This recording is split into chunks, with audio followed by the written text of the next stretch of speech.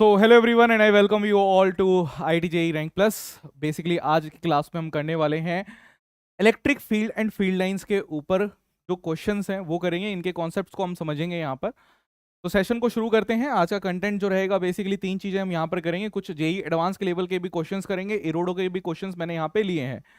तो ये हमारा फ्लो रहेगा। कुछ फोर्स के कॉन्सेप्ट दोबारा से हम रिवाइज करेंगे। इसके अलावा इलेक्ट्रिक फील्ड हम यहाँ पर करने वाले हैं और इलेक्ट्रिक फील्ड ऑफ लाइंस के ऊपर हम यहाँ पर क्वेश्चन करेंगे। चलिए एक क्वेश्चन से मैं स्टार्ट करता हूं। लास्ट क्लास में हमने क्या करा था, कूलम्स लॉ पढ़ा था। कूलम्स लॉ के ऊपर हमने कुछ क्वेश्चंस करे थे। आज की क्लास में वहीं से चीजें स्टार्ट करते हैं। मान लेते हैं कि अगर आपके पास हमने माना कि इस तरीके से दो चार्ज्ड बॉल्स आपके पास हैं, दो चार्ज्ड बॉल्स आपके पास हैं जिसका मास आपको दिया हुआ है m और m। ठीक है, m1 मान लेता हूं, m2 मान लेता हूं कि दो मासेस हमारे पास अलग अलग हैं। इस पर चार्ज q1 है, इस पर चार्ज q2 है।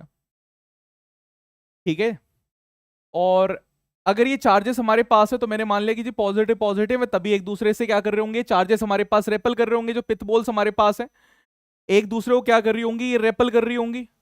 और रेपल करने की वजह से हमारे पास बीच में क्या आएगा, एक एंगल भी यहां पर क्रिएट हो जाएगा। इधर भी एक एंगल आएगा, इधर भी एक एंगल आएगा। मैंने मान लिया कि ये एंगल मेरे पास अल्फा है और इस साइड से मैं बीच से जो बात कर रहा हूं वो दूसरा एंगल मैंने मान लिया कि मेरे पास बीटा है। कंडीशंस में यहां पे लिख रहा हूं, अगर इफ m1 m2 के बराबर है एंड एक और कंडीशन q1 भी q2 के बराबर है, तो आपके पास अल्फा और बीटा में क्या रिलेशन यहां पर हमारे पास हो जाएगा, ये आपको बताना है। देन अल्फा भी बीटा के बराबर होगा, बी अल्फा जो होगा वो ग्रेटर देन बीटा होगा, सी कि अल्फा जो है वो लेस देन बीटा होगा, या डी नन ऑफ दिस, कि यहां पर हम बता नहीं सकते हैं कि क्या चीज हमारे पास होगी। बताइए क्या हमारे पास यहां पे चीजें रहने वाली है। आपके पास मासेस मैंने यहां पे ले लिए हैं।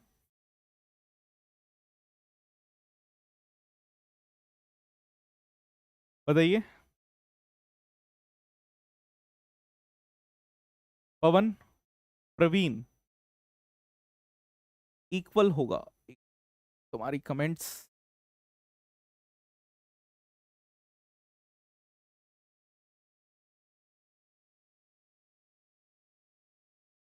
तो इस केस में हमारे पास क्या होगा भाई, इक्वल होगा। ठीक है, चलिए कोई बात नहीं, अच्छी बात है आपने ये बता दिया। एक मैं और वेरिएशन यहां पे लेता हूं। केस वन मैं इसको मान लेता हूं, this is case one. Same case two. Case two में मैंने आपको बोला कि अगर मेरे पास if m1 is equals to m2 है but q1 is greater then q2 है, देन बताइए देन क्या होगा। देन सेम यही चीजें हैं, सेम चीजें चल रही हैं, जल्दी से बताइए क्या होगा। आपके पास फिर क्या होगा, क्या अल्फा और बीटा फिर भी बराबर रहेंगे क्या। अगर आपके पास मैंने कह दिया कि ये Q1 चार्ज हमारे पास ज्यादा है, Q2 चार्ज हमारे पास कम है, तो क्या होगा, क्या होगा कि अल्फा बीटा बराबर रहेंगे। जल्दी बताइए, प्रवीण, सुआश,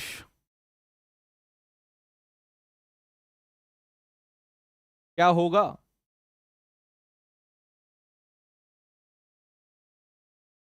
नहीं, हमारे पास अभी भी, अगर मैं ये बात करूं कि हमारे पास देखिए क्या चेंज हो रहा है। अगर मैंने कहा कि Q1 is greater then Q2 हो गया, फिर भी आपके पास अगर मैं फोर्सेस की बात करूंगा तो फोर्सेस, चलिए मैं पहले आंसर यहां पे बताता हूं कि यहां पे भी मेरे पास अल्फा जो होगा वो बीटा के बराबर ही होगा, क्योंकि जो इलेक्ट्रोस्टैटिक फोर्स है वो बराबर हमारे पास चेंज आ रहा होगा। ठीक है, और अगर मैं इसमें ये कह देता आपको कि और Q2 Q2 को मैं बड़ा कह देता, तब भी कुछ फर्क नहीं पड़ रहा था। ठीक है, केस टू मैंने ये ले लिया। केस थ्री, केस थ्री में आपको ये बोल रहा हूं कि अगर हमारे पास if M1 is greater than M2 होता, एंड Q1 को आप ले लीजिए कि Q1 भी आपके पास Q2 से बड़ा होता, देन बताइए क्या होता।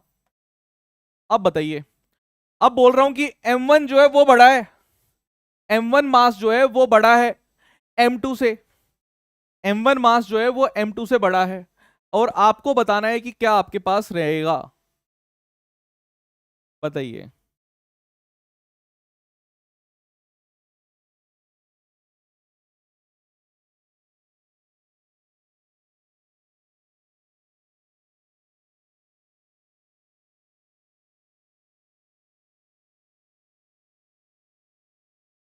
बोलिए जल्दी जल्दी जल्दी आंसर्स बताइए, 1 मिनट, जल्दी आंसर्स बताइए क्या रहेगा इसका आंसर।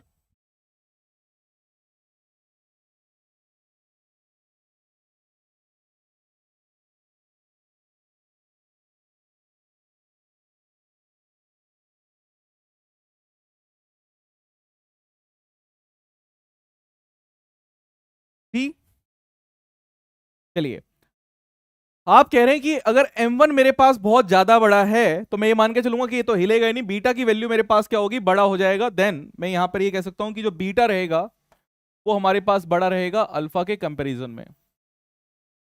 ठीक है, अब ये मैंने कैसे कहा, आपको एक चीज यहां पर नोट करके चलनी है कि think in terms of forces,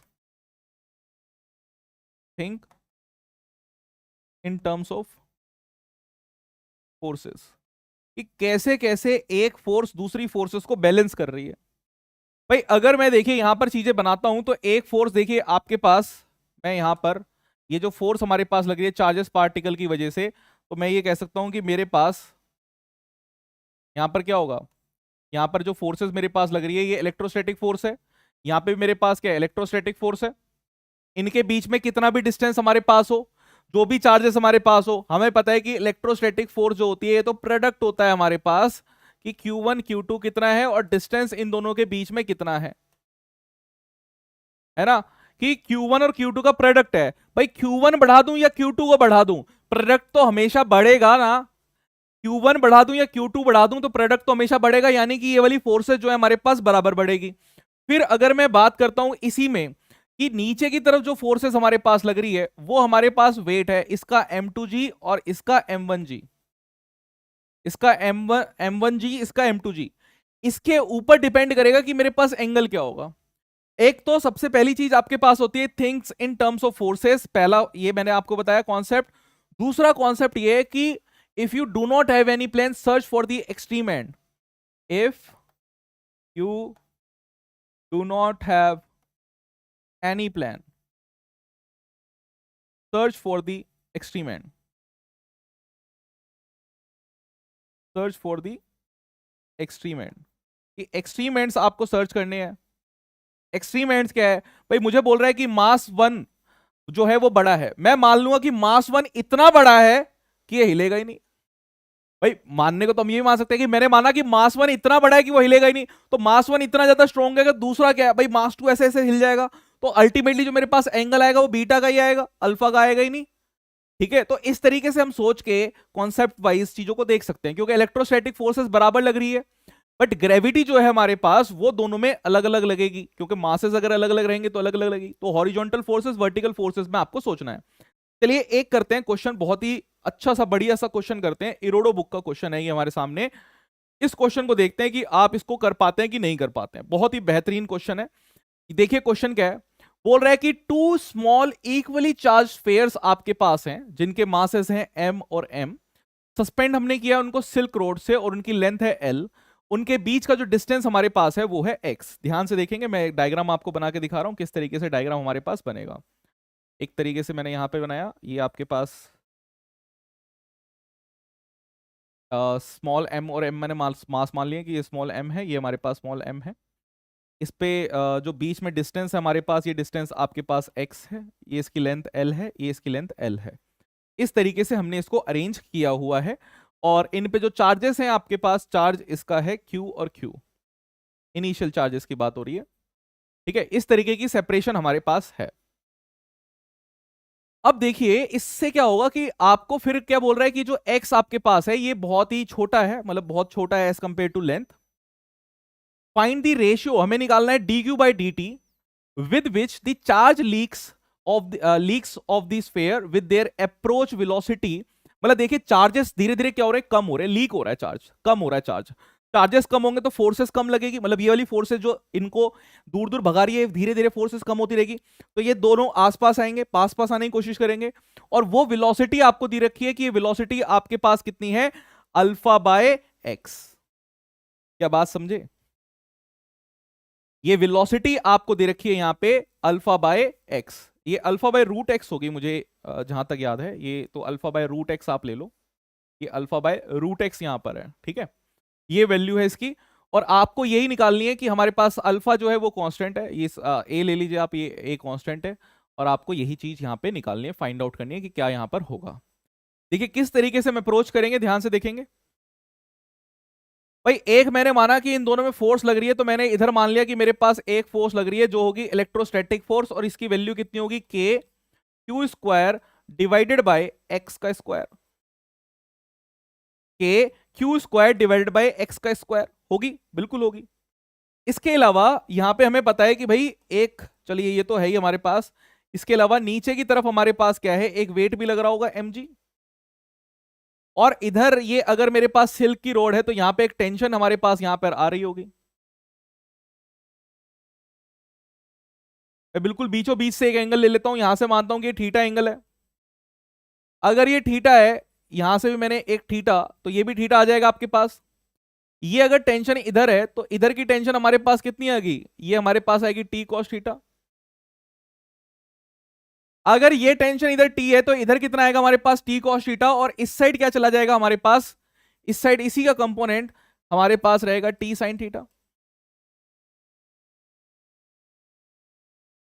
ठीक है, इस चीज को मैं ऐसे लिख सकता हूं कि अगर ये इक्विलिब्रियम में होता, जो अभी है नहीं, पर मैं भी मान के चलूंगा कि अगर ये इक्विलिब्रियम में होता, तो मैं एक चीज यहां पे लिख सकता था कि T sine theta is equals to K Q square divide by X square, इसको इक्वेशन नंबर 1 मानता। T cos theta is equals to, इसको mg मानते, ये हमारे पास आता। और इन दोनों को अगर हम क्या करें, डिवाइड कर दें, इन दोनों को अगर हम डिवाइड कर दें, डिवाइडिंग 1 और 2,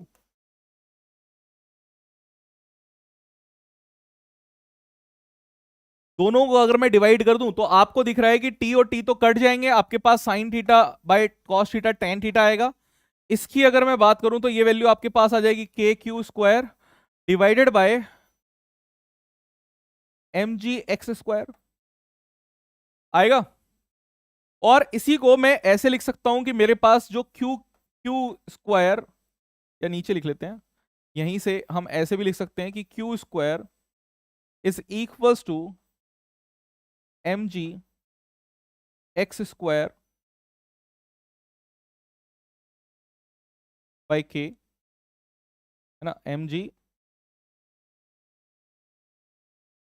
जी बाई के एक्स स्क्वायर, मतलब ये एम जी एक्स स्क्वायर इधर चला गया, और टेन थीटा हमारे पास यहाँ पर एक और मल्टीप्लाई होगा, है ना, m g x square tan theta divide by k, हमारे पास वैल्यू आ गई। ठीक है, टेन थीटा की वैल्यू आप यहां से निकाल सकते हैं कि टेन थीटा कितना है हमारे पास। देखिए टेन थीटा कैसे निकलेगा, भाई यहां से लेकर यहां तक का डिस्टेंस हमारे पास कितना होगा, ये एक्स बाई टू होगा, ये डिस्टेंस हमारे पास कितना होगा, ये डिस्टेंस एक्स बाई टू होगा। अगर ये थीटा मेरे पास है, एक ट्राइंगल देखिए इधर, अगर मैं इधर एक ट्राइंगल आपके लिए बना रहा हूं कि अगर ये ट्राइंगल हमारे पास है, इसको मैंने कहा जी ये थीटा है, ये लेंथ है, और ये आपके पास एक्स बाय टू है, तो ये डिस्टेंस आपके पास कितना आएगा, ये डिस्टेंस आपके पास आएगा L square minus of x square by four, ये डिस्टेंस आपके पास आएगा। टेन थीटा की अगर आप वैल्यू निकालेंगे, x by to divide by आपके पास, यहां से मैं टेन थीटा की अगर वैल्यू निकालूं तो टेन थीटा आपके पास आएगा x by two divided by under root l square minus of x square divided by four. और अगर x की वैल्यू बहुत छोटी है, अगर x की वैल्यू बहुत छोटी है, तो इसको आप नीचे वाले को इग्नोर कर सकते हैं, आपके पास वैल्यू आ जाएगी x by twelve, tan theta की वैल्यू आपके पास आ जाएगी x बाय ट्वेल्व। तो आप इस x बाय ट्वेल्व को आप यहां पे लिख सकते हैं कि ये वैल्यू आपके पास आएगी एम जी एक्स स्क्वायर आपके पास है ना, तो एक्स क्यूब हो जाएगा, एक्स क्यूब डिवाइडेड बाय आपके पास के, और ये आपके पास आएगा एल, टू भी आएगा, टू भी आपके पास यहां पर आ जाएगा। ये वैल्यू आपके पास आ गई क्यू स्क्वायर की। क्या यहां तक की चीजें समझ में आई?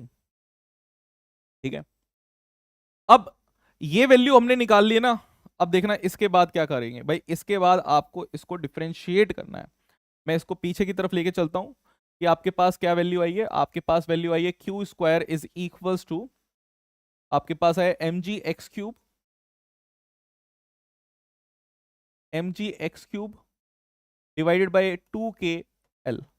ये आपके पास वैल्यू आई है 2k l। ठीक है, ये वैल्यू आपके पास आई है, इसको डिफरेंशिएट एक बार कर दो। ये जो वैल्यू आई है इसको एक बार डिफरेंशिएट कर दो टाइम के रेफरेंस में। तो इसको अगर आप टाइम के रेफरेंस में डिफरेंशिएट करेंगे तो आपके पास क्या आएगा, आपके पास आएगा 2q dq by dt is equal to, देखिए ये सारी की सारी चीजें कांस्टेंट है आपके पास, mg बाई 2kl तो कांस्टेंट है। एक्स क्यूब को अगर मैं डिफरेंशिएट करूंगा मेरे पास आएगा 3x स्क्वायर, और ये आएगा dx बाई dt आएगा। भाई dx बाई dt क्या होता है, वेलोसिटी होता है, और वेलोसिटी आपको यहां पर प्रोवाइडेड है कि आपके पास a बाय रूट एक्स है। वेलोसिटी आपको प्रोवाइडेड है कि आपके पास a बाय रूट एक्स है, तो इसको भी सब्सटीट्यूट करेंगे यहां पे, तो ये आपके पास हो जाएगा 2q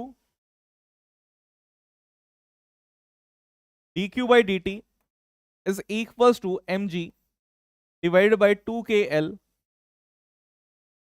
3x स्क्वायर इनटू, इसको मैं लिख रहा हूं a divided by root x. ठीक है, यही तो वैल्यू हमारे पास।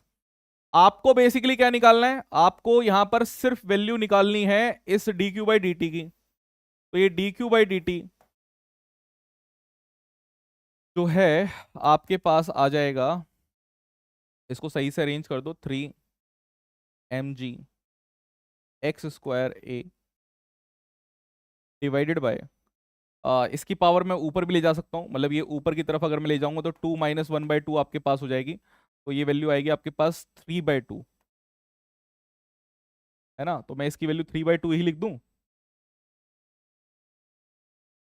x की पावर 3/2, और ये आपके पास a आ रहा है इधर, और यहाँ पे 2kl, 2k नहीं 4kl।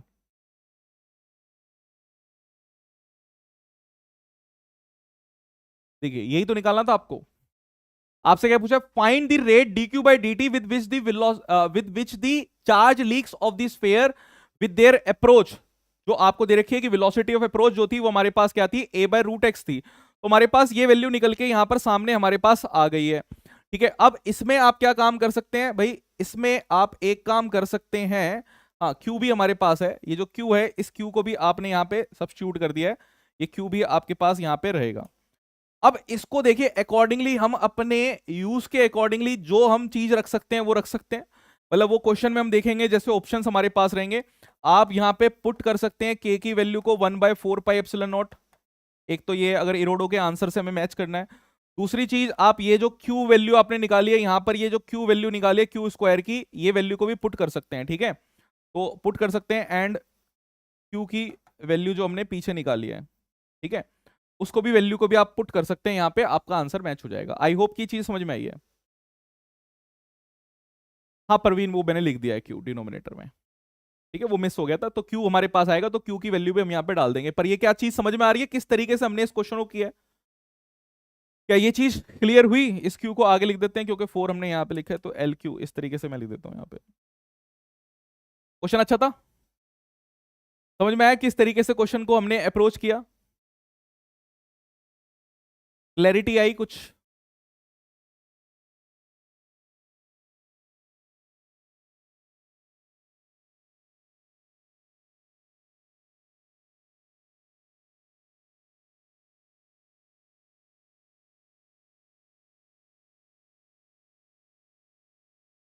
ठीक है, अब ऐसे ही कुछ क्वेश्चंस हमारे पास रहते हैं, ऐसे ही कुछ क्वेश्चंस हमारे पास आते हैं, जैसे ये हमने यहां पर क्वेश्चन किया है, तो कुछ क्वेश्चंस हमारे पास आते हैं एसएचएम में भी हमसे चीजें पूछ लेता है। एसएचएम का के ऊपर भी क्वेश्चंस हमारे पास आते हैं, तो उसको देखिए एक बार समझिए। अगर मैं बोलता हूं कि मेरे पास एक चार्ज यहां पर है, इसको मैंने क्यू चार्ज बोला है, पॉजिटिव चार्ज की हम बात कर रहे हैं।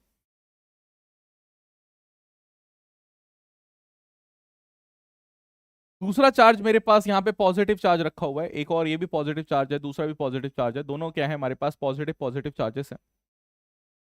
और सेंटर पे,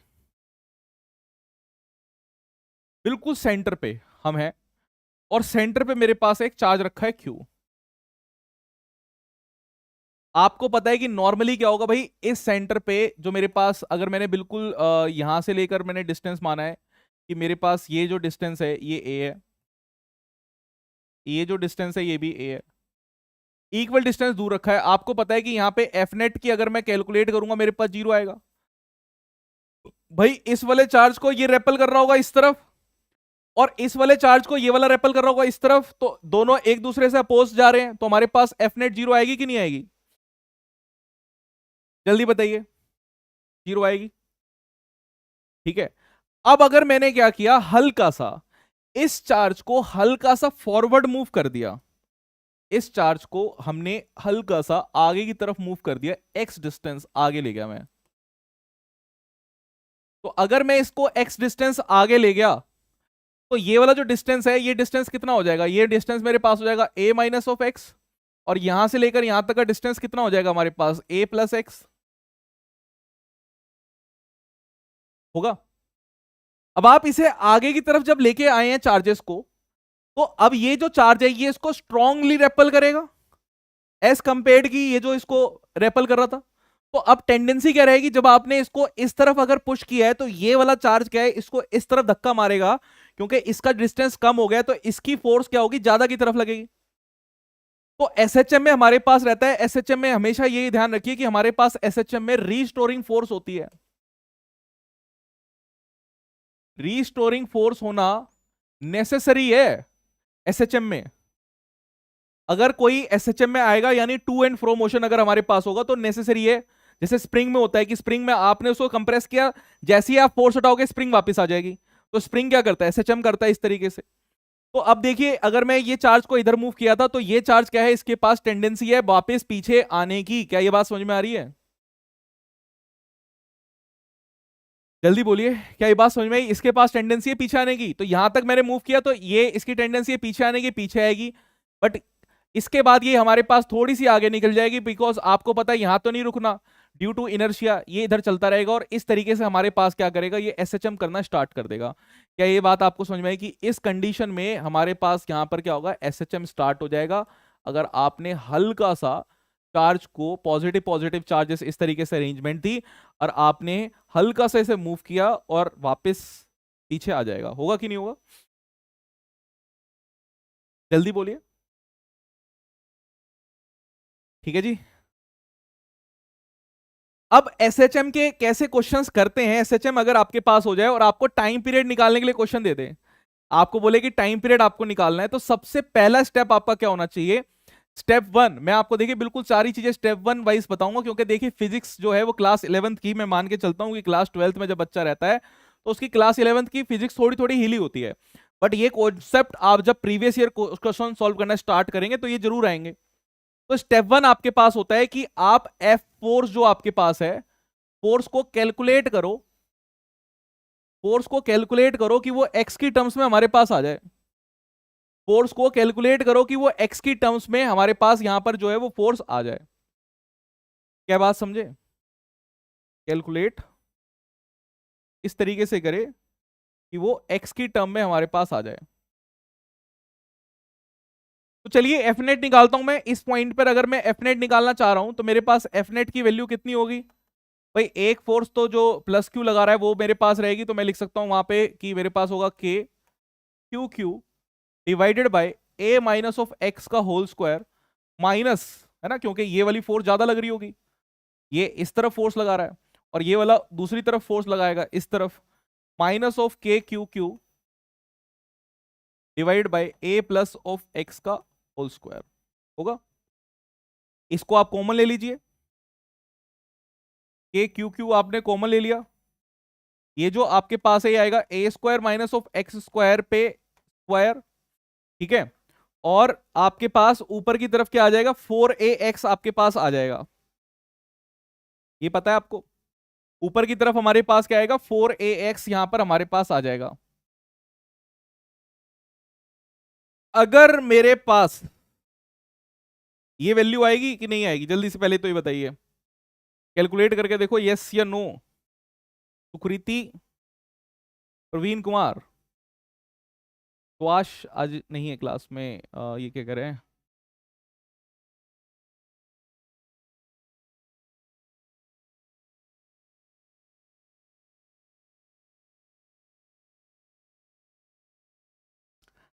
बताइए भाई, ऐसा रहेगा? ठीक है। हाँ, अब ध्यान से देखेंगे कि अगर मैं ये कह रहा हूं कि हमारे पास ए जो है, इफ कंडीशन देखिए यहां पे किस तरीके से हम कंडीशन रखते हैं कि इफ अगर जो ए है वो बहुत बहुत बड़ा है एक्स से, तो मैं सिर्फ ए को कंसीडर करूंगा, एक्स को भूल जाऊंगा। डिनोमिनेटर में होता है ऐसा काम। सिर्फ आप ए को कंसीडर करिए, तो ए को एक्स को भूल जाइए। तो एक्स को अगर भूल जाएंगे तो ए की पावर 4 आएगी, ये एक एक कट हो जाएगा। आपके पास एफ नेट की वैल्यू आएगी, आपके पास यहां पे एफ नेट की वैल्यू आएगी के क्यू क्यू 4x, है ना। ए तो कट गया, नीचे आपके पास आएगा ए क्यूब आएगा। इसको मैं आगे लिख लेता हूँ, क्योंकि ये फिर आप सोचेंगे ये क्या एक्स एक्स क्या हमारा है हमारे पास, तो मैं इसको लिख सकता हूँ 4k क्यू ए एक्स, ये हमारे पास आ जाएगा। इसको अगर थोड़ा सा ध्यान से देखो, थोड़ा सा इसको अगर आप ध्यान से ऑब्जर्व करेंगे, तो आपके पास एक चीज आ रही है कि जो एफ नेट हमारे पास आई है ये प्रोपोर्शनल आ गई है एक्स के। ये जो एफ नेट हमारे पास आई है ये किसके प्रोपोर्शनल आ गई है, ये एफ नेट प्रोपोर्शनल हमारे पास आ गई है एक्स के। और एक रीस्टोरिंग फोर्स भी लग रही है, एक रीस्टोरिंग फोर्स भी हमारे पास लग रही है और एक्स के प्रोपोर्शनल आ गई। अब आपको पता है कि फोर्स आपके पास स्प्रिंग वाली फोर्सेस जो रहती थी उसी से आपको कंपेयर करना होता है। जो स्प्रिंग वाली फोर्सेस हमारे पास होती थी उन्हीं से हम क्या करते हैं, कंपेरिजन करते हैं।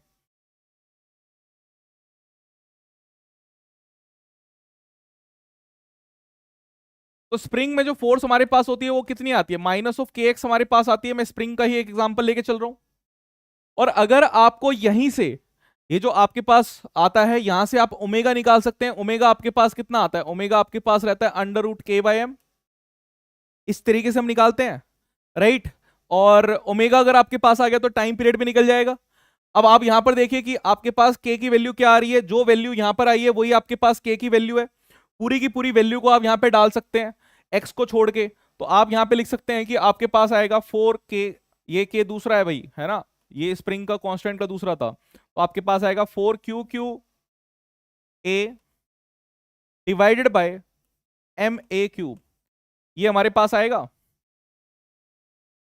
राइट। यहां तक की चीज समझ में आई? क्या चीज समझ में आ रही है? ये ए तो कट गया था ना, तो क्यों लिख रहा हूं मैं, ए तो कट ही गया था, तभी तो ए क्यूब हमारे पास आ रहा है। एक्स हमारे पास है, एक्स को हटा दिया, ठीक है, तो ये हमारे पास आएगा। ओके। अब देखिए ओमेगा का हमारे पास क्या रहता है, ओमेगा हमारे पास होता है 2π/t। और टाइम पीरियड अगर मुझे निकालना है तो 2π/ओमेगा बस मुझे रख देना है, तो टाइम पीरियड हमारे पास आ जाएगा 2π। ओमेगा का मुझे रखना है तो ओमेगा को उल्टा आप डाल दीजिए, तो आपके पास आएगा ये ma³ divided by ma³ divided by 4k Q. ये आपके पास आंसर हो गया। जैसा क्वेश्चन में ऑप्शंस रहेंगे उसके हिसाब से आप इसको अरेंज कर सकते हैं। अब आई होप कि ये क्वेश्चन आपको समझ में आ गया कि किस तरीके से क्वेश्चन हमने किया है। क्या ये क्वेश्चन समझ में आ गया? प्रवीण कुमार,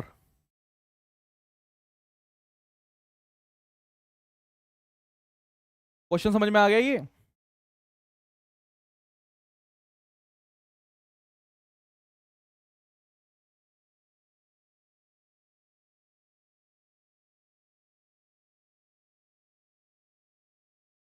चलिए, अगर ये क्वेश्चन आपको क्लियर है तो फिर हम आगे बढ़ते हैं, एक और चीज देखते हैं। अगर यहीं पर हमारे पास क्या होता, अगर यहीं पर ये पॉजिटिव चार्ज होता,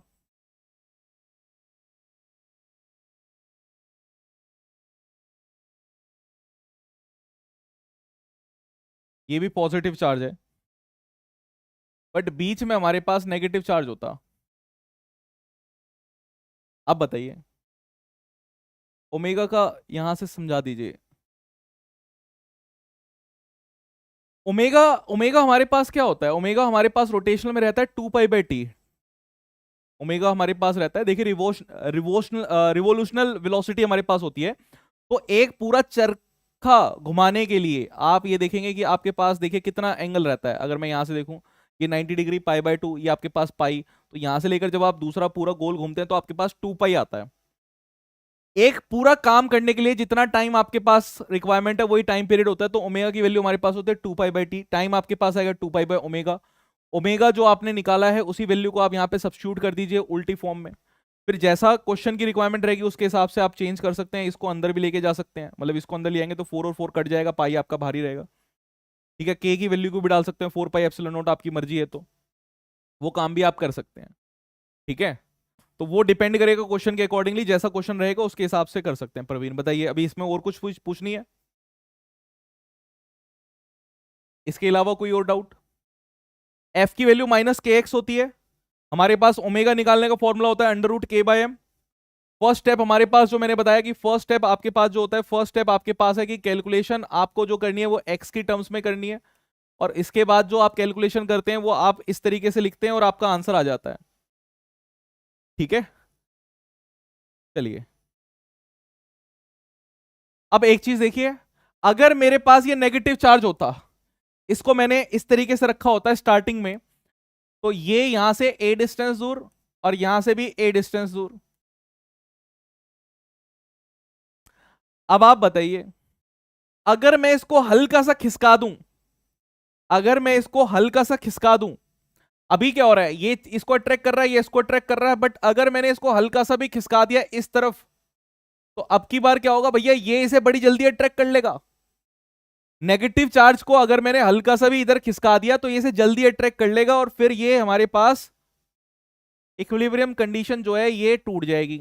ऐसा समझिए कि एक टेबल हमारे पास है और इस टेबल पे आपके पास दो चार्जेस रखे हुए हैं,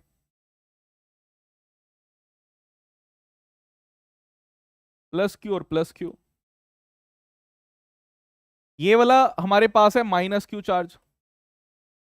ये -q चार्ज अगर मैंने हल्का सा भी इधर शिफ्ट किया, हल्का सा भी इधर शिफ्ट किया, तो ये जो खींच रहे हैं, मतलब ये जो दरिंदे से बैठे हैं यहां पर कि यार ये इनको क्या कर रहे हैं, ये जो -q चार्ज है इसको +q जो लेफ्ट में बैठा है वो बुला रहा है अपनी तरफ, राइट वाला अपनी तरफ बुला रहा है। अगर हल्का सा भी मैंने सपोर्ट देने के लिए अगर एक्सटर्नल फोर्स लगा के इसको इधर की तरफ पुश कर दिया तो ये इधर ही आ जाएगा, यानी कोई रीस्टोरिंग फोर्स नहीं आएगी इधर। तो एसएचएम जो हमारे पास है वो ऐसे ऐसे तो नहीं हो सकता, क्या ये बात समझे? बट इसको अगर मुझे घुमाना है तो मुझे इसको घुमाना पड़ेगा, यहां नहीं। अगर मैंने इसको ऊपर की तरफ अगर घुमा दिया तो देखना आप, अगर मैंने इसको ऊपर की तरफ यहां पर एक्स एक्सिस में अगर घुमाया, यानी इसमें ऊपर की तरफ एक हाइट प्रोवाइड कर रहे हैं हम, इसे हाइट, मैं इसलिए यहां पे मैं ये बना देता हूं ताकि बच्चे को पता रहे। हमने यहां पे एक थोड़ी सी हाइट प्रोवाइड कर दी एक्स,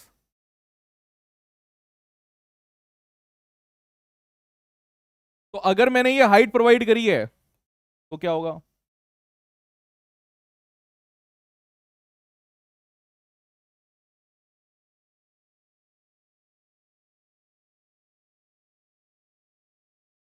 तो बताइए। तो देखते हैं वही काम, हमारे पास रिन वाली अप्रोच कि भाई मैं यहां पर आता हूं, -q चार्ज मैंने लगाया कि -q चार्ज यहां पर है, ये वाला अपनी तरफ खींचेगा,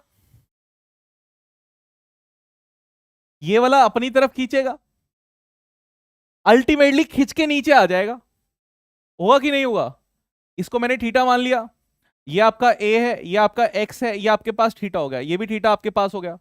इस तरफ जो फोर्स मेरे पास रहेगी उसको मैं मान सकता हूं कि ये मेरे पास फोर्स लग रही है, एक फोर्स ये लग रही है। इस तरफ जो फोर्स रहेगी वो कितनी होगी, 2f cos थीटा होगी। एफ को अगर मैं इस तरफ डिवाइड करूंगा तो मेरे पास क्या आएगी, इधर 2f cos थीटा आएगी, इस तरफ की फोर्स, नीचे की तरफ की फोर्स कितनी रहेगी, 2f cos थीटा, दोनों दोनों का कंपोनेंट, भैया इस तरफ का कंपोनेंट कितना आएगा हमारे पास, f cos थीटा। तो मैं यहां से सबसे पहला जो स्टेप हमारे पास था एफ नेट निकालने का, तो एफ नेट मैं यहां पे निकाल सकता हूं कि मेरे पास एफ नेट आ रही है 2f cos थीटा। ठीक है, और फोर्स को भी निकाल लीजिए कि फोर्स आपके पास कितनी रहेगी। देखिए 2f की अगर बात करें तो ये k Q Q Q q divided bye x का स्क्वायर, है ना। तो ये x है, ये a है, तो ये कितना होगा हमारे पास under root X by A. तो ये मैं से लिख सकता हूं कि X square plus L square, A square लिख देते हैं, एक्स स्क्वायर प्लस ए स्क्वायर हमारे पास। और कॉस थीटा भी आपको निकालना है। कॉस थीटा आपके पास होता है बेस बाय हाइपोटेनस, यानी कि आपको लिखना है x by under root x square plus A square. इसकी पावर तो 1 हो गई हमारे पास। ठीक है, 3/2 आप इसको लिख सकते हैं। तो मैं एफ नेट की वैल्यू लिख सकता हूं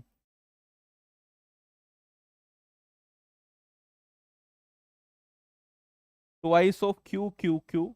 मैं एक्स को देखिए बिल्कुल अलग ही रख रहा हूं, क्योंकि मुझे पता है कि उसको तो मैं वैसे भी साइड कर दूंगा। ये मेरे पास है 3/2 और इसको मैंने एक्स लिखा है। आपको पता है अभी भी कि एक्स आपके पास क्या है भाई, एक्स आपके पास जो है वो काफी छोटा है। ए को ही आप कंसिडर करेंगे, यही लिखना है, यही तो करना है। अब मैं यहां पे एक कंडीशन जो पिछली बार लगाई थी वो लगा सकते हैं। अगर मैं यहां पर कह रहा हूं कि if a is greater than x, then तो आपके पास एफ नेट की वैल्यू कितनी आएगी। एफ नेट आपके पास आ जाएगा 2k q q divided by a cube. ये आपके पास आएगा और ये आपके पास x के बराबर रहेगा। इसी को आप इक्वेट कर दीजिए। अच्छा, नेगेटिव साइन हमारे पास है तो नेगेटिव नेगेटिव तो आ ही रहा होगा। नेगेटिव साइन अगर मेरे पास आया तो नेगेटिव नेगेटिव तो यहां से आ ही रहा है। इसी को अगर मैं कंपेयर कर दूं कि f is equal to minus of k x आपके पास होता है, ये इक्वेशन 1, ये इक्वेशन 2। तो आपके पास फिर से वही खेल कि ओमेगा की वैल्यू आपके पास क्या होती है। ओमेगा की वैल्यू आपके पास रहती है अंडर रूट के बाय एम।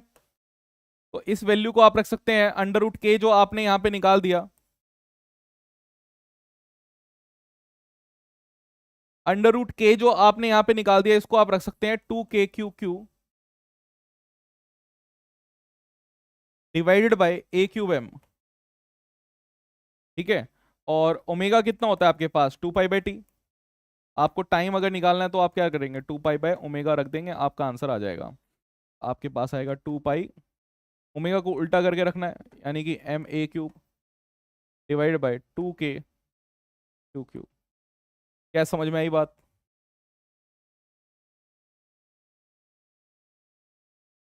समझ में आई बात, समझ में आई किस तरीके से हम काम कर रहे हैं।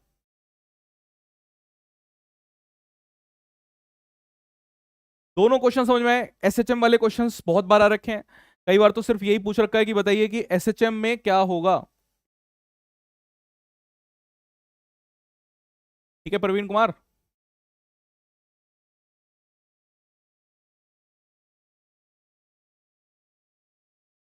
एक मिनट, चलिए ये वाली चीज समझ में आई तो बताइए।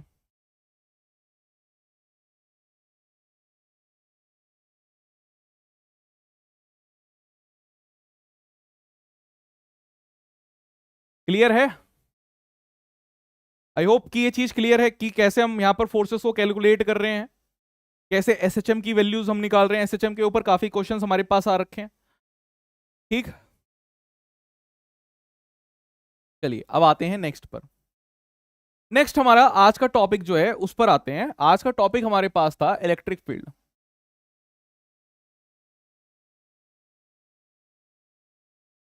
क्या होती है इलेक्ट्रिक फील्ड। देखिए इलेक्ट्रिक फील्ड को हम ऐसे समझ सकते हैं कि अगर मेरे पास अब तक की हम जो बात कर रहे थे, हम बात कर रहे थे कि यार हमारे पास अगर दो चार्जेस अगर हमारे पास आते हैं, तो हमारे पास अगर चार्जेस आते हैं तो उनमें फोर्सेस स्टार्ट हो जाती है लगना। तो पॉजिटिव पॉजिटिव चार्ज आएंगे आपस में रेपल करने लग जाएंगे, नेगेटिव नेगेटिव चार्जेस आएंगे रेपल करने लग जाएंगे, पॉजिटिव नेगेटिव आएंगे आपस में अट्रैक्शन स्टार्ट हो जाएगी। यानी फोर्सेस हमारे पास दो चार्जेस में, तीन चार्जेस, चार चार्जेस या मल्टीपल चार्जेस रहेंगे तो उनमें फोर्सेस लगना स्टार्ट हो रही है। फोर्सेस लग कैसे रही है, साइंटिस्ट जो है वो मतलब इस तरीके से पागल रहता है पहचानने में कि यार एक्चुअल रीजन क्या है। तो साइंटिस्ट ने सोचा कि एक्चुअल रीजन क्या होता है, मतलब ऐसा तो नहीं है कि हम इसे टच कर रहे हैं। तो उन्होंने देखा कि जितनी भी नॉन कांटेक्ट फोर्स होती है, नॉन कांटेक्ट फोर्स यानी कि किसी का कांटेक्ट नहीं हो रहा, जैसे ग्रेविटेशनल क्या है, एक नॉन कांटेक्ट फोर्स है। मैग्नेटिक क्या है, मैग्नेटिक फोर्स जैसे चुंबक हमारे पास रहती है, मैग्नेट्स रहती है, इसको पास पास लेके आते हैं तो क्या करती है, अट्रैक्शन या रिपल्शन करती है। ये नॉन कांटेक्ट फोर्स है। कोई भी नॉन कांटेक्ट फोर्स के लिए फील्ड का होना जरूरी है। कोई भी नॉन कांटेक्ट फोर्स रहती है, फील्ड का होना जरूरी है। फील्ड रहती है भाई एक ऐसा एरिया जिसमें उसका इंफ्लुएंस रहता है। ठीक है, तो हम इसको इलेक्ट्रिक फील्ड को कहते हैं area around which, area around a charge या फिर कोई भी charge particle around which its influence can be failed. ये हमारे पास होता है area around a charge particle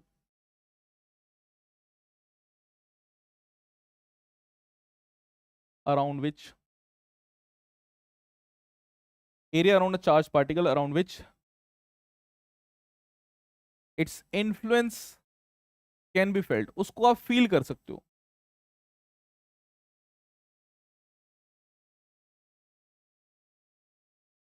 भाई ऐसा समझ सकते हैं कि जैसे वो रहता था कोरोना वाला, तो कोरोना वाले में क्या होता था कि आपको ऐसा बोला जाता था कि भाई 2 फीट की जरूरी, 2 फीट की दूरी है जरूरी।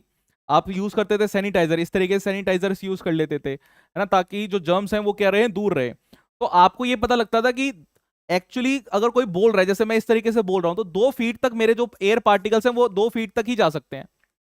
तो ये सब कैलकुलेशंस करी हुई है ना, कि 2 फीट तक ये दूर जाएंगे। तो ये होता है कि, और जैसे खुशबू, अगर मैंने परफ्यूम लगा लिया तो मेरी खुशबू भी जो होगी वो एक पर्टिकुलर एरिया में ही रहेगी, उसके आगे नहीं रहेगी। अगर आपको खुशबू सूंघनी है तो आप उस एरिया में आएंगे तो आपको खुशबू फील होगी। इसी तरीके से कोई ऐसे पाद मार देता है, बदबू आती है, तो जब वो बदबू आपको कब सूंघा, मतलब कब सूंघने को मिलती है जब आप उस एरिया में आते हैं, उस आदमी के पास जाएंगे तभी तो सूंघने को पता लगेगा आपको, यार बदबू आ रही है, इसने तो कुछ तो मतलब गड़बड़ हमारे पास कर दी है। डीएसए के क्वेश्चन में पूछना है, अभी सेशन को जब एंड करेंगे तब प्रवीण कुमार बताता हूं। तो वो हमारे पास चीज रहेगी, ठीक है। तो हमारे पास क्या होता है, इनका कहने का मतलब ये है, फिर साइंटिस्ट ने डिफाइन की चीजों को, कि अगर मेरे पास कोई चार्ज है, देखना यहां पे, अगर हमारे पास कोई चार्ज होता है तो सबसे पहले वो अपने अराउंड, चार्ज के अराउंड एक इलेक्ट्रिक फील्ड डेवलप होती है। चार्ज के अराउंड एक इलेक्ट्रिक फील्ड डेवलप होती है।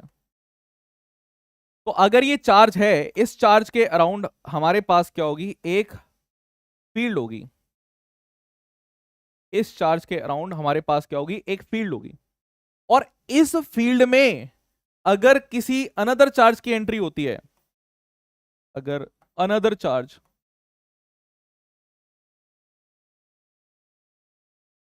Enters in this electric field, तो वो एक्सपीरियंस करेगा फोर्स। वो तब एक्सपीरियंस करता है फोर्स। इस तरीके सीक्वेंस चलता है कि अगर कोई दूसरा चार्ज जो है हमारे पास और वो इस फील्ड में एंटर कर जाए, तो इनके बीच का डिस्टेंस अगर आर है तो इस पे लगेगी फोर्स। तो कहने का मतलब ये हुआ कि हमारे पास जो फोर्स है एक्चुअली ये डिपेंड कर रही है जो पहला चार्ज था उस पर भी, और एक इलेक्ट्रिक फील्ड आ रही है उस पर भी। तो F is equal to Q ही हमारे पास होता है। तो हम इलेक्ट्रिक फील्ड को इस तरीके से भी डिफाइन कर सकते हैं कि अगर हमारे पास लिमिट जो चार्ज है वो टेंड्स टू जीरो हो, फोर्स बाय क्यू, हम इस तरीके से भी डिफाइन करते हैं इलेक्ट्रिक फील्ड को। और एक फॉर्मूला भी अगर मैं लिखना चाहूं तो हमारे पास फॉर्मूला रहेगा k q divided by r square, हमारे पास क्या रहेगा, फॉर्मूला रहेगा। और जिस डायरेक्शन में पॉजिटिव चार्ज रहेगा उस डायरेक्शन में हम इसकी इलेक्ट्रिक फील्ड की डायरेक्शन को कंसीडर कर लेते हैं। अभी पहले बताइए क्या ये चीज समझ में आ रही है। तो electric field only depends upon source charge, ये सिर्फ सोर्स चार्ज पे ही डिपेंड करती है। Only depends upon source charge, सिर्फ सोर्स चार्ज के ऊपर ही डिपेंड करेगी। ठीक है, और किसी चीज पे हमारे पास ये डिपेंड नहीं करेगी। क्या इतनी चीजें समझ में आ गई। ये जो मैंने चीज निकाली है ये इलेक्ट्रिक फील्ड इंटेंसिटी है। प्रवीण कुमार, क्लियर है ये बात।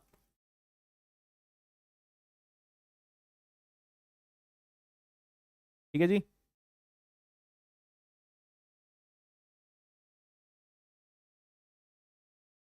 इसमें भी हमारे पास क्या होंगे, इसमें भी हमारे पास जो वो रहते हैं ना सुपरपोजिशन रूल्स, वो इसमें भी एप्लीकेबल है। सेम रूल्स इसमें सुपरपोजिशन वाले रूल्स हमारे पास लगेंगे। बट अभी पहले मैं बताता हूं कि इसकी डायरेक्शन वो किस तरीके से देखा जाता है। तो हमारे पास एक कॉन्सेप्ट और होता है जिसको हम कहते हैं इलेक्ट्रिक फील्ड लाइंस।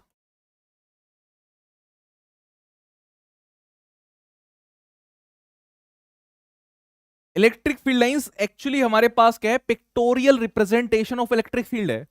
इसको मैं ऐसा भी कह सकता हूं कि हमारे पास क्या है, ये पिक्टोरियल या ग्राफिकल रिप्रेजेंटेशन, पिक्टोरियल रिप्रेजेंटेशन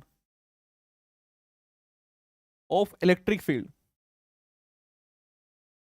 ये एक पिक्चर की फॉर्म में अगर मैं इलेक्ट्रिक फील्ड को शो करना चाहता हूं तो मेरे पास कैसी होगी, वो ये बता रहा है।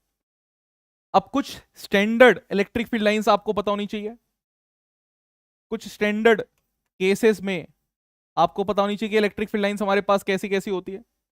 फिर मैं प्रॉपर्टीज भी बताऊंगा आपको, पहले स्टैंडर्ड्स में केसेस बताता हूं। अगर मेरे पास पॉजिटिव चार्ज अगर है, isolated positive charge, isolated charge की हम बात कर रहे हैं, तो अगर एक पॉजिटिव चार्ज हमारे पास है तो इस पॉजिटिव चार्ज की वजह से जो हमारे पास फील्ड लाइंस रहती है वो बाहर की तरफ रहती है, ऐसे जैसे सूरज से रोशनी जो है बाहर की तरफ जा रही है।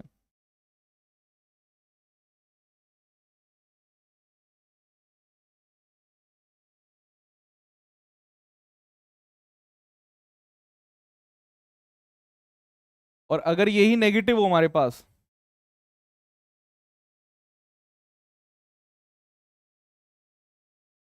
इसमें फील्ड लाइंस हमारे पास अंदर की तरफ जाएगी।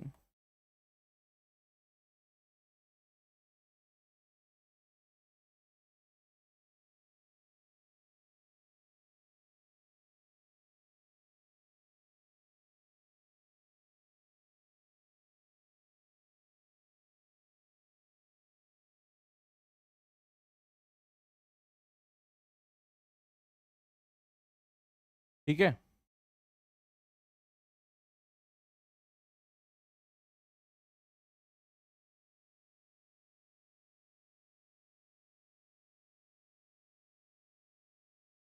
ये हमारे पास अंदर की तरफ रहेगी। पॉजिटिव चार्ज रहेगा तो बाहर की तरफ, नेगेटिव चार्ज रहेगा तो अंदर की तरफ। हो कैसे रहा है सर, ये पता कैसे लग रहा है कि इसे अंदर की तरफ बाहर की तरफ रहेगी?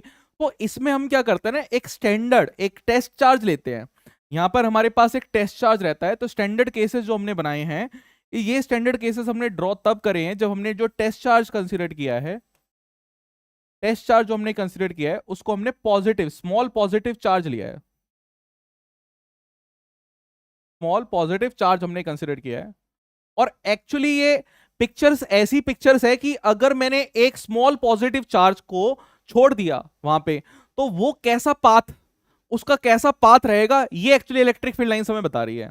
तो देखिए, अगर पॉजिटिव चार्ज के पास में अगर आप एक छोटा सा चार्ज लेके आएंगे तो वो दूर भागेगा। आप मान लीजिए कि कोई इंक लगी हुई है उसके ऊपर, उसके ऊपर अगर इंक लगी रहेगी तो वो कैसे भागता हुआ दिखेगा, आपको बाहर की तरफ भागता हुआ दिखेगा, यहां से भी, यहां से भी, यहां से भी, यहां से भी, हर जगह से बाहर भागता हुआ दिखेगा। और नेगेटिव चार्ज अगर हमारे पास रहेगा तो नेगेटिव चार्ज में क्या होगा, इस तरीके से अंदर आता हुआ दिखेगा। भाई ये नेगेटिव चार्ज है, पॉजिटिव चार्ज इसकी तरफ भागेगा, अंदर की तरफ आएगा, तो ये अंदर की तरफ हमें ऐसे दिखेगा। क्या ये बात समझे, क्या ये बात समझ में आ रही है? तो पॉजिटिव और नेगेटिव चार्जेस की हमारे पास किस तरीके से फील्ड लाइंस बनती है वो आपको बिल्कुल पता होनी चाहिए कि हमारे पास फील्ड लाइंस कैसे बन रही है। फील्ड लाइंस हमारे पास आइसोलेटेड चार्ज की कुछ इस तरीके से बनती है। फिर और कुछ केसेस देखते हैं इलेक्ट्रिक फील्ड लाइंस के ही।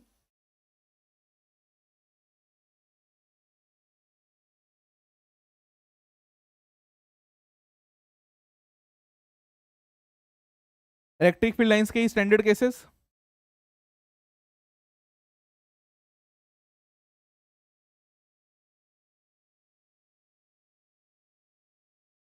सेकंड, अगर आपके पास सेम चार्जेस आ गए, मैंने मान लिया जी पॉजिटिव चार्ज यहाँ पे है, पॉजिटिव चार्ज यहाँ पे है, तो आपके पास फील्ड लाइंस जो रहेंगी कुछ ऐसी रहेंगी।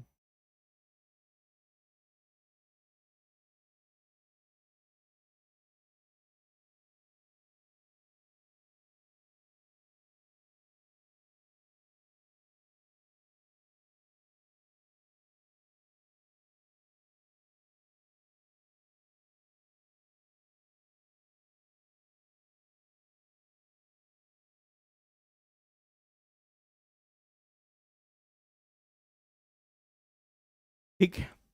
और अगर ये पॉजिटिव पॉजिटिव मैंने लिया है, पॉजिटिव की जगह पर अगर मेरे पास नेगेटिव नेगेटिव चार्जेस रहते तो भी सिमिलर हमारे पास यही खेल हो जाता।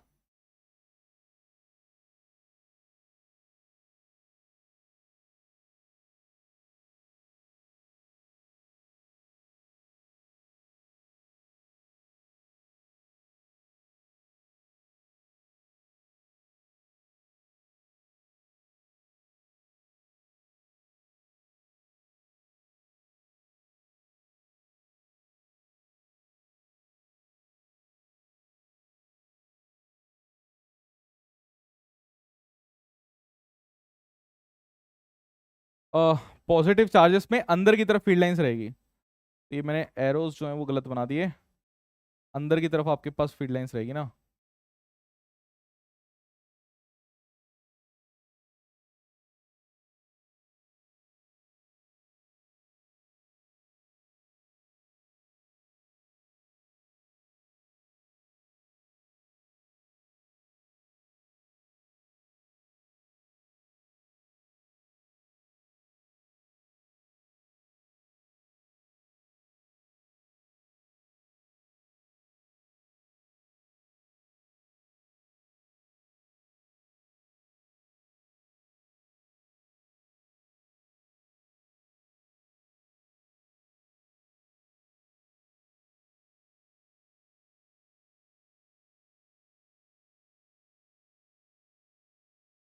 इस तरीके से हमारे पास रहेगी, ठीक है।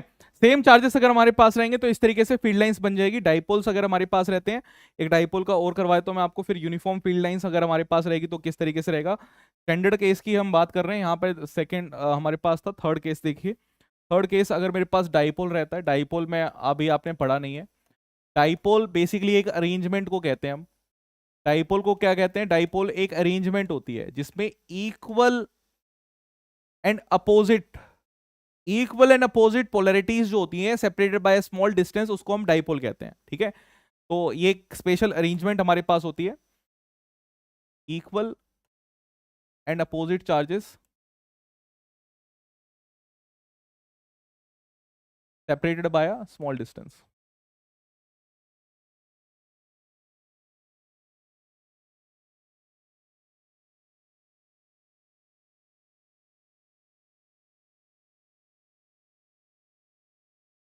सेपरेटेड बाय स्मॉल डिस्टेंस अगर हमारे पास रहेगा, तो अगर ये पॉजिटिव चार्ज मेरे पास है यहाँ पे और एक को मैंने नेगेटिव चार्ज अगर कंसिडर कर लिया है, तो आपके पास क्या होता है, फील्ड लाइंस जो है वो यहाँ से स्टार्ट होगी, यहाँ पे हमारे पास इधर चली जाएगी।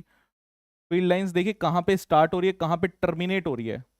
ये चीज काफी ज्यादा जरूरी है, कहाँ पे स्टार्ट हुई और कहाँ पे हमारे पास टर्मिनेट हो गई।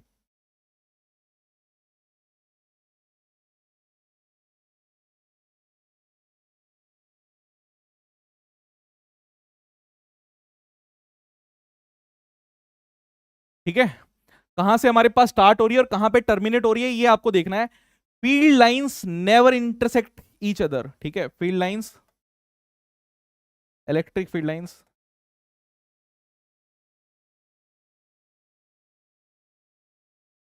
Never intersect each other.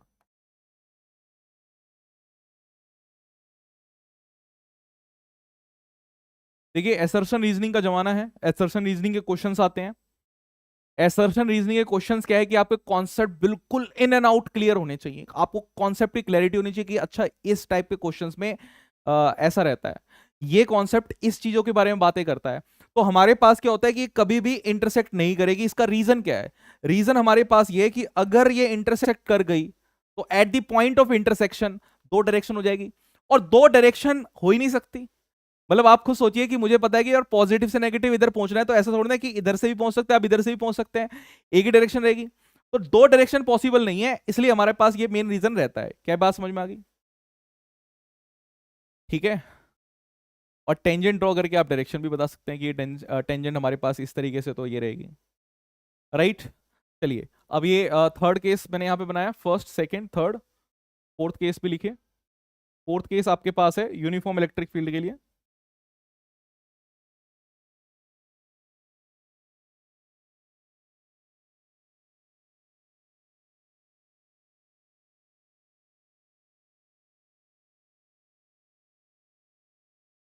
Uniform electric field के लिए, यूनिफॉर्म इलेक्ट्रिक फील्ड आपके पास किसी शीट से निकलेगी,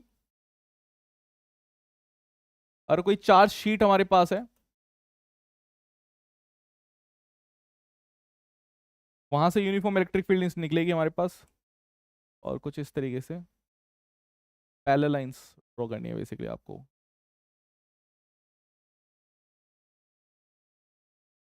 ठीक है, तो आपको ड्रॉ करनी है पैरेलल लाइंस।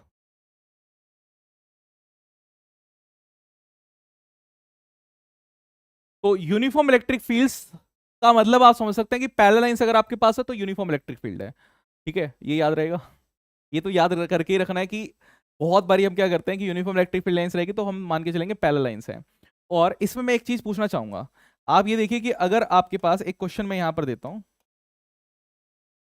कि अगर मैंने यहां पे एक यूनिफॉर्म इलेक्ट्रिक फील्ड लाइंस बना दी इस तरीके से,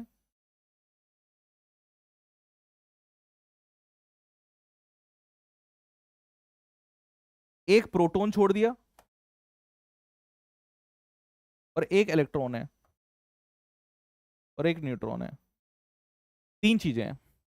ठीक है, और तीनों जो हैं वो एक वेलोसिटी से चल रहे हैं, भाई इसकी वेलोसिटी एक, सबकी वेलोसिटी सेम है। आप बताइए कौन एक्सलरेट करेगा कौन डिक्सलरेट करेगा और किस पे क्या फर्क नहीं पड़ेगा। भाई न्यूट्रॉन जो है, मैं यहां लिख भी देता हूं कि ये प्रोटॉन है, ये इलेक्ट्रॉन है,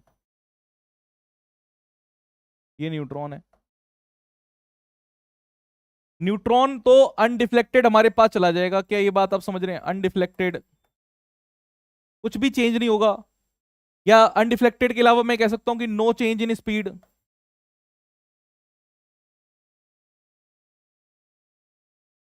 नो चेंज इन स्पीड,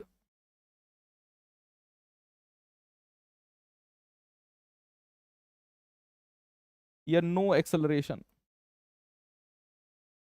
भाई जैसा चल रहा था वैसे ही चलता रहेगा, जैसा चल रहा था वैसा ही चलता रहेगा। पी जो हमारे पास होगा, पी में क्या होगी? एक्सेलरेशन होगी, और इसमें क्या होगा? डी एक्सेलरेशन होगी इलेक्ट्रॉन में।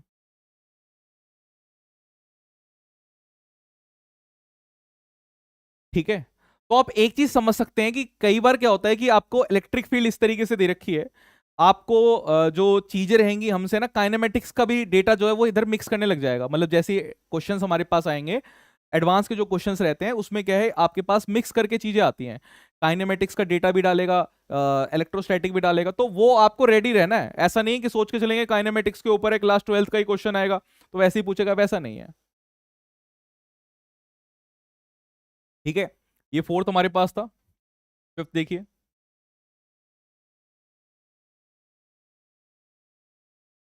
Electric field lines will always be perpendicular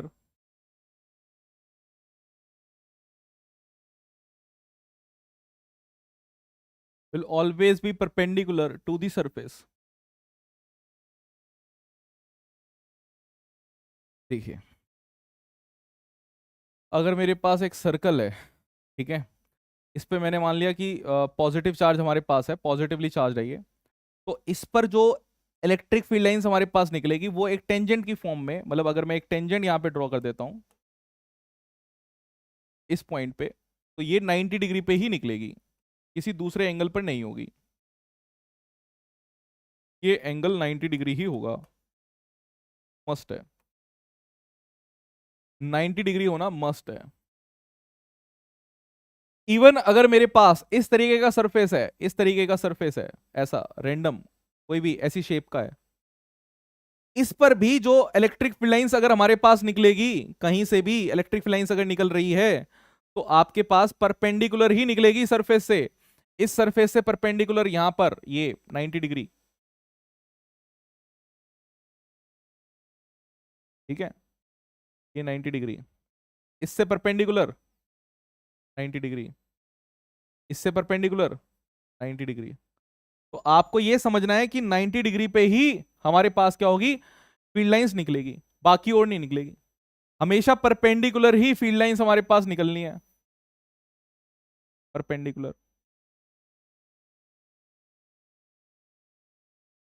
perpendicular. ठीक है,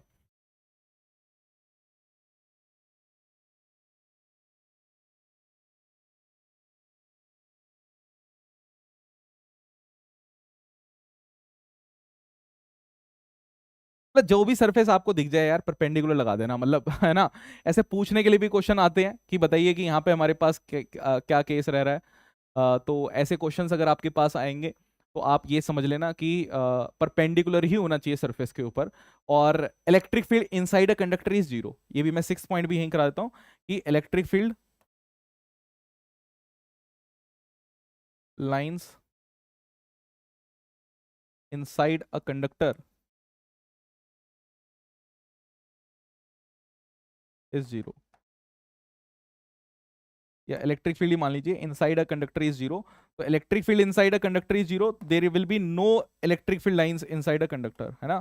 तो यहां पर क्या होगी, नो इलेक्ट्रिक फील्ड लाइंस, कोई भी इलेक्ट्रिक फील्ड लाइंस आपको इनसाइड नहीं मिलेगी, कंडक्टर के अंदर आपको कोई भी नहीं मिलेगी, बाहर जाती हुई दिखेगी।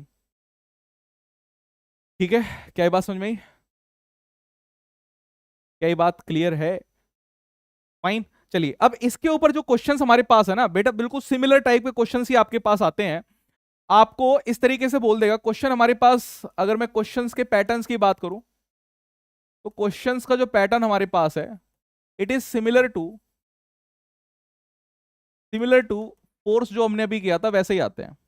जैसे देखिए आपसे ऐसा पूछ सकता है कि क्वेश्चन इस तरीके से कि आपके पास इधर एक चार्ज Q1 रखा है, इधर एक चार्ज Q2 रखा है। आप बताइए इसके बीच में कि कहां पर आपके पास जो है वो इलेक्ट्रिक फील्ड जीरो हो सकती है। तो आपको कल भी मैंने बताया था कि अगर एक फोटो क्लिक होती है, अगर आप एक फोटो क्लिक कर रहे हैं तो किस तरीके से फोटो क्लिक होती है। आप यहां पे 3 रीजंस बोल सकते हैं। आप बोलेंगे कि ये फर्स्ट रीजन है आपके पास, ये सेकंड रीजन है, और आप बोलेंगे कि थर्ड रीजन आपके पास है। अगर आप इस वाले रीजन में ध्यान से देखना कि पॉजिटिव की वजह से इस तरफ इलेक्ट्रिक फील्ड लाइंस है, राइट, और इस वाले पॉजिटिव की वजह से इस तरफ इलेक्ट्रिक फील्ड लाइंस है, यानी कि बीच में हमारे पास जीरो हो सकती है। फील्ड लाइंस हमारे पास देखिए कैसे चल रही है, मैं सोचूंगा in terms of field lines की डायरेक्शन कैसे चल रही है मेरे पास। भाई पॉजिटिव से बाहर की तरफ निकलेगा, यानी कि इलेक्ट्रिक फील्ड इस तरफ, इस साइड से इस तरफ। तो मैं बीच में मान लेता हूं कि मेरे पास पॉइंट जो होगा वो कहीं यहां पर मेरे पास आना है, इसको मैंने टिक कर दिया। यहां से लेकर यहां तक के डिस्टेंस को मैंने मान लिया कि ये x है, इसको मैंने मान लिया कि मेरे पास ये R1 है, और यहां से मैंने मान लिया कि R2 है, जहां पे भी P पॉइंट मेरे पास है जहां इलेक्ट्रिक फील्ड जीरो आ रही है। सेम फॉर्मूला आप यहां पे लगा देंगे कि R1/R2 जो हमने पिछले वाले में किया था, कि Q1/Q2 आपके पास ये सेम वैल्यू आ जाएगी। कोई भी टेंशन लेने की जरूरत नहीं है, सेम शॉर्टकट आपके पास यहां भी एप्लीकेबल है। सेम शॉर्टकट जो मैंने आपको पीछे फोर्सेस वाले में कराया था, सेम शॉर्टकट हमारे पास यहां भी लगता है। And same Rin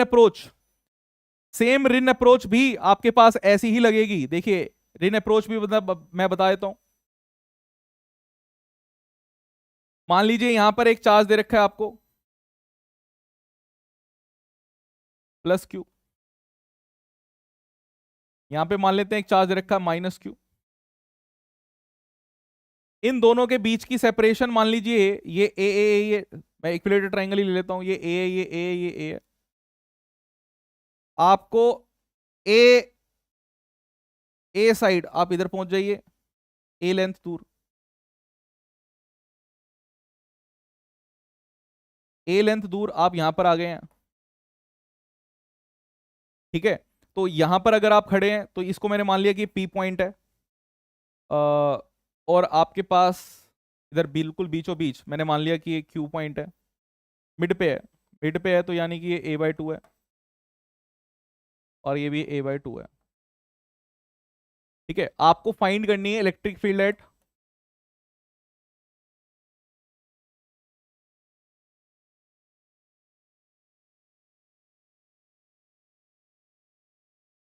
P and Q।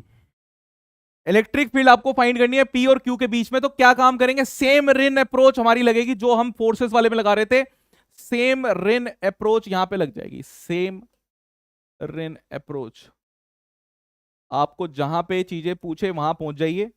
मैं यहां पर अगर पहुंचा, यहां पर खड़े होने के बाद आप ये देखेंगे कि अच्छा ठीक है, कौन किस किस की वजह से इलेक्ट्रिक फील्ड आ रही है। आपने देखा भाई एक चार्ज ये है, एक चार्ज ये है, ठीक है, दो चार्जेस आपके पास हैं। पॉजिटिव वाले की वजह से इस तरफ इलेक्ट्रिक फील्ड, नेगेटिव वाले की वजह से इस तरफ इलेक्ट्रिक फील्ड। दोनों कैलकुलेट करेंगे डिस्टेंस को देखते हुए, आपके पास वैल्यू आ जाएगी। एक सिंगल का फॉर्मूला हमारे पास क्या रहता है इलेक्ट्रिक फील्ड निकालने का, आपके पास सिंपल सा फॉर्मूला है k3/r²। ये फॉर्मूला आपके पास है, ठीक है। अब आप सॉल्व करेंगे डीएस से, आपसे क्वेश्चन सॉल्व हो जाने चाहिए। कल की क्लास में फिर हम यहीं से आगे बढ़ेंगे, डाइपोल्स वगैरह की इलेक्ट्रिक फील्ड लाइंस हम कल देखेंगे, ठीक है, तो वो भी हमें देखनी है। बस आज की क्लास में इतना ही रखते हैं। अभी जो आपके डाउट्स हैं वो पूछिए। प्रवीण बताइए डीएसए में क्या डाउट है, कौन सा क्वेश्चन डीएसए में नहीं हुआ। कूलम्स लॉ वाले एक दो क्वेश्चंस मतलब दो ही मिले होंगे ना, एक तो चार्ज वाले जिसमें चार्जेस हमारे पास कैसे क्रिएट हो रहे हैं, और दूसरा आपके पास कूलम्स लॉ वाला। दो ही तो डीएसए मिले हैं अभी, आज एक आपको इलेक्ट्रिक फील्ड वाला मिल जाएगा। तो बताइए जल्दी बोलो।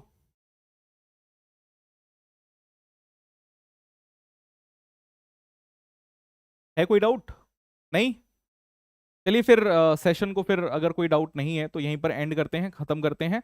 कल स्टार्टिंग में फिर तुम डाउट को पूछ सकते हो, ठीक है, चलिए।